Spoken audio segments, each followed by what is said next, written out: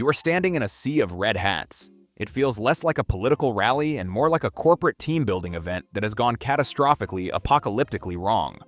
The air smells of cheap hot dogs, cheaper beer, and a very specific brand of aggrieved patriotism. Someone is dressed as a Viking, which feels deeply off-brand for a movement centered on American exceptionalism, but nobody seems to care. This is the company's annual conference, and the keynote speech is about to be the storming of a federal building. Your father is beside you, his eyes gleaming with the light of a true believer who just got a positive performance review from the CEO himself.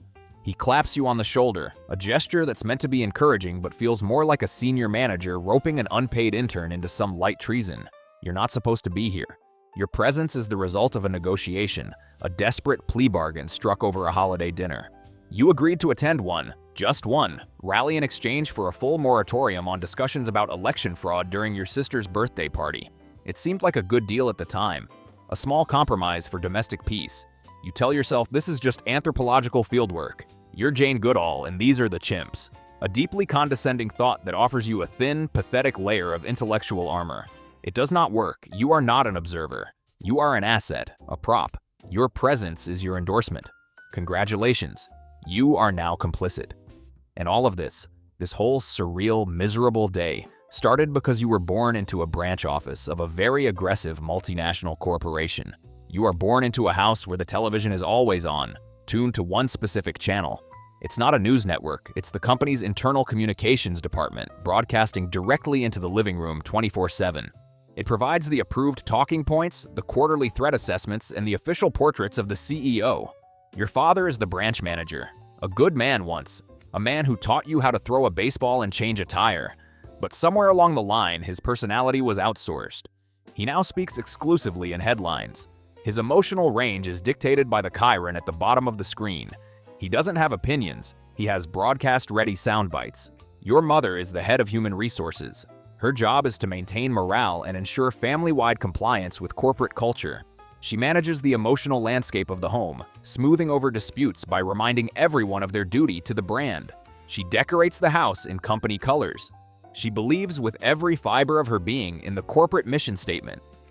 Her love for you is real, but it's increasingly conditional on your brand loyalty.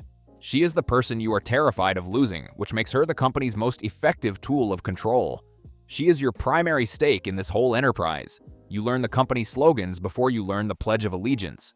You can identify the heroes and villains of the corporate narrative by the age of 6. The heroes are the ones on the screen. The villains are a vaguely defined rival corporation known as the Libs, a shadowy conglomerate allegedly responsible for everything from rising gas prices to the declining quality of seasonal decorations. In this world, there are no complex issues, only marketing campaigns. There is no truth, only messaging. Your entire childhood is an extended onboarding seminar, and you never consented to the terms of service. The world is divided into two teams, two massive competing firms, Team Red and Team Blue. It's a classic market rivalry, Coke versus Pepsi, except the brand identity is your entire soul and the cost of switching is excommunication. Team Red, your family's company, has a corporate culture that values aggression, unwavering loyalty, and a cult-like devotion to a CEO who is less a businessman and more a celebrity deity. Their marketing is brutally effective, all emotion and spectacle. Their internal memos are angry, misspelled, and written in all caps. Team Blue is a disorganized mess. They're like a worker-owned co-op where everyone is on a different Slack channel and they spend 90% of their time arguing about the font on their mission statement. Their branding is inconsistent, their messaging is convoluted, and they seem to believe a well-researched 40-page white paper is a viable marketing tool. They are, by all conventional metrics, a poorly run organization. They are also, infuriatingly, usually correct. Your family members are dedicated middle managers in the Team Red hierarchy. Your uncles are in sales, aggressively pushing the product at every family gathering. Your aunts are in PR, managing the family's social media presence to ensure it aligns with the corporate brand guide. You are the anomaly, the kid from the mailroom who keeps pointing out that the company's entire business model appears to be a pyramid scheme. This does not make you popular at the quarterly planning sessions, also known as Thanksgiving dinner. The enemy isn't a person, it's a department. The fake news media is the rival corporation's propaganda wing. The deep state is their entrenched and inefficient bureaucracy. Hollywood is their celebrity endorsement division. Framing it this way makes the war feel clean, professional. You're not fighting against your neighbors or your fellow citizens. You're competing for market share. It's just business. Except the business is the future of a country, and the hostile takeovers are getting literal. The first real battle is the 2016 election. For your family, it's not a political victory. It's a successful IPO. Their startup, their long-shot insurgent brand, has just acquired the entire market. The euphoria in your house is overwhelming. It's as if they all personally got a massive stock bonus. Your father walks around with a grin plastered on his face for a month, the look of a man whose faith in a volatile investment has finally miraculously paid off. They have won. The company has won. Your first skirmishes happen at the dinner table. You, armed with a few articles you read online and a flimsy sense of collegiate intellectual superiority, try to engage. You bring up facts. You attempt to deploy logic. This is the strategic equivalent of trying to defuse a bomb by reading it a strongly worded letter. You are trying to have a policy debate, and they are fighting a holy war. You quote a study. Your uncle quotes a meme he saw on Facebook. It's an asymmetrical form of combat you are hopelessly unprepared for. You learn the rules of engagement the hard way. Rule 1. Facts are not currency here. They are a foreign language nobody speaks. Rule 2. Loyalty is the only metric that matters. Questioning the CEO is not a sign of critical thinking. It's a fireable offense. Literally. You are threatened with being fired from the family. Rule 3. The goal is not to be right. It is to win. Winning means the other person gives up and leaves the room. Your early campaigns are a series of humiliating defeats. You retreat to your bedroom, defeated, while the sounds of victory, the booming voice of a cable news host, echo from the living room. You honestly thought you could reason with them. That's adorable. The next 4 years are the grind, the long, bloody, soul-crushing trench warfare of the news cycle. Every day brings a new front line, a new manufactured outrage, a new tweet that serves as the corporate directive for the day's talking points. It is exhausting. You're living in a 24-hour crisis simulation. The family group chat is a constant stream of battlefield intel from the furthest frontiers of the internet.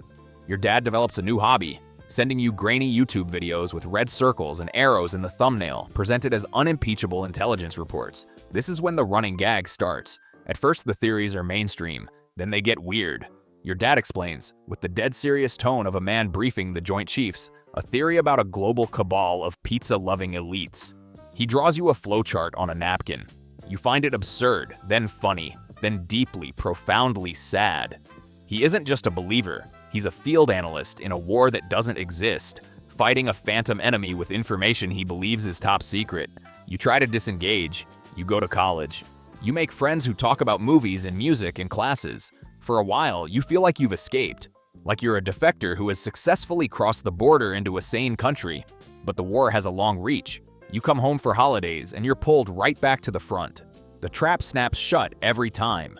You realize your success at escaping didn't buy your freedom. It just made you a more valuable target for reconversion. Congratulations on your promotion to primary ideological objective. Then comes the moment the comedy dies. It's a Tuesday night. Another segment is on the television, another story about how the cities are burning, how the enemy is at the gates, how the very fabric of society is unraveling. You look over at your mom. She isn't cheering. She isn't angry. She's just staring at the screen, her hands clenched in her lap, and her face is a mask of pure, unadulterated fear. For the first time, you see past the political operative. You see a terrified person. Someone who genuinely believes the world is ending and that the man on the screen is the only person who can save her. The narrator shuts up. There's no joke here. There's no corporate metaphor. There is only the devastating realization that her belief isn't a political position. It's a shield against a terror you can't even comprehend. And in that moment, you don't feel anger or frustration. You just feel a gut-wrenching, heartbreaking love for your scared mother. The war just got infinitely more complicated. The end of the war is not a dramatic, climactic battle. It's a slow, pathetic fizzle. The 2020 election is the corporate equivalent of a quarterly earnings report that comes in way below projections. The CEO has been fired by the shareholders, but the company refuses to accept the results. They claim accounting fraud. They demand a recount. They launch a series of increasingly desperate legal challenges. This is the phase of maximum bathos. Your family, once so confident, is now engaged in a frantic effort to prove that reality is wrong. They are glued to obscure live streams and fringe websites, waiting for the bombshell report that will reverse everything. The promised evidence is always just around the corner. It's always next week. The great victory is coming, any day now. The war culminates not on a battlefield, but in the parking lot of Four Seasons Total Landscaping, wedged between a crematorium and an adult bookstore. It is the most absurd, most humiliating, most perfectly pathetic and imaginable. All that rage, all that certainty, all that world-shaking conviction dies under the flickering fluorescent lights of a suburban garage door. You watch the press conference on your phone and you don't even have the energy to laugh. It's just over. A hostile takeover that ended in utter, comical failure. But the war isn't over. It has just entered a new, colder phase. You're back at the dinner table. It's a year later. The television is still on, still tuned to the same channel. The official narrative has shifted. The war was not lost, it was stolen. The company wasn't defeated, it was betrayed. The CEO is in exile, planning his triumphant return. The branch office is still open for business. You've changed. You no longer engage in frontal assaults. You don't bring facts to the table. You've learned the art of strategic retreat. You nod. You say, interesting. You have become a demilitarized zone, a neutral territory where no battles are fought because you refuse to provide the enemy with a target. This is what survival looks like. It looks a lot like surrender. You are a ghost in your own home, an ambassador from a foreign country that no longer exists. You look across the table at your father, listening as he explains the latest communique from the CEO's Winter Palace in Florida. You look at your mother, who smiles at you, a sad, hopeful smile that says she still believes you can be brought back into the fold. And you realize the true nature of the conflict. It was never about politics. It was never about left versus right. It was a hostile takeover of your family, and from that perspective, it was a stunning success. You look at the faded red hat sitting on the coat rack, the cheap piece of merchandise that became a battle standard. This entire empire of anger, all this division, all this agony, it was just the cost of brand loyalty. The company is under new management. You just don't work here anymore.